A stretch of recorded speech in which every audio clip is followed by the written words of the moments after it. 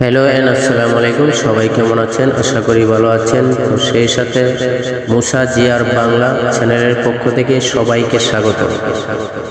তো ইতিমধ্যে আপনারা অবশ্যই বুঝতেই পারছেন আমার ভিডিওর থাম্বনেল দেখে আমি আজকে কোন বিষয়টা নিয়ে আলোচনা করব।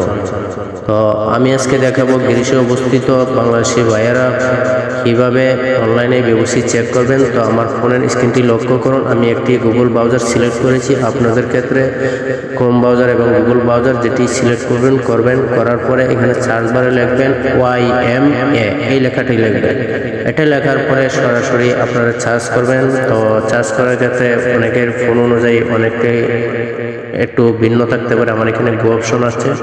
তো সার্চ করার পর এরকম একটা ইন্টারফেস শো হবে। সোজা বরাবর প্রথম যে অপশনটি থাকবে লেখাটা, এই লেখাটিতে একটি ক্লিক করে দিবেন।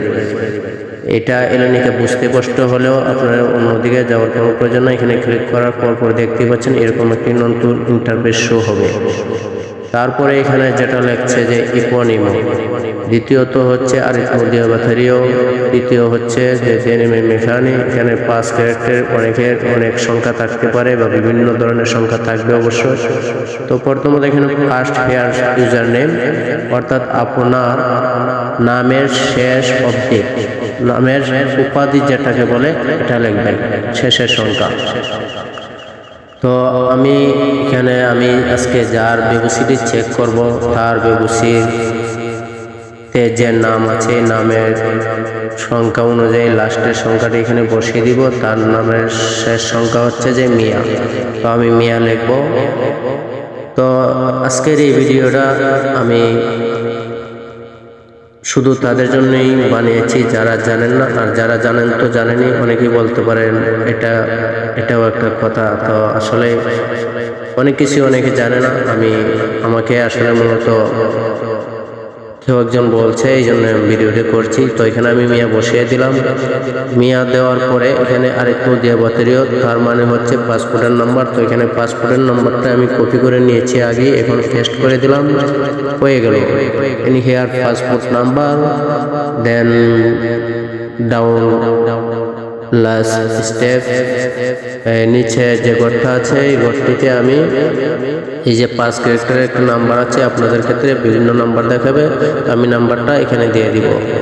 তো তার আগে আমি আরও কিছু কথা বলতে চাই, যেটা না বললেই হয় না। এই যে আমি এখন বিওসিটা চেক করতেছি, এভাবে মূলত আপনারা চেক করবেন। যে কোনো প্রান্ত থেকে চেক করতে পারবেন, বাড়িতে যারা আছে তারাও চেক করতে পারবে। এই জিনিসটি জেনে রাখবেন, ঠিক আছে? যেমনটা আমার এমন হয়েছিল, আমি জানতামই না, আমার কার্ড এসেছিল। তো আপনারা ইচ্ছে করলে বাড়িতে এরকমভাবে আপনারা শিখিয়ে নেবেন বা ভিডিওটি শেয়ার করে দেবেন, তাহলে বাড়ির থেকেও চেক করতে পারবেন।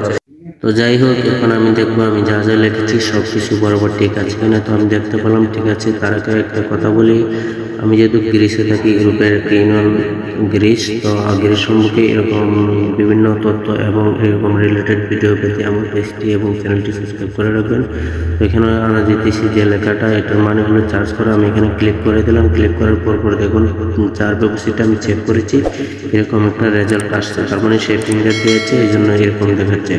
তো যাদের কাগজ রেডি হবে তারা কীভাবে বুঝবেন যে রেডি হয়েছে? এই যে দেখুন এখানে একটা স্যাম্পল দিয়ে দিলাম, এরকম দেখালে বুঝবেন যে কার্ডটি রেডি হয়েছে। তো ভালো থাকুন সবাই, দেখা হবে আবার নতুন কোনো ভিডিওতে। আসসালামু আলাইকুম।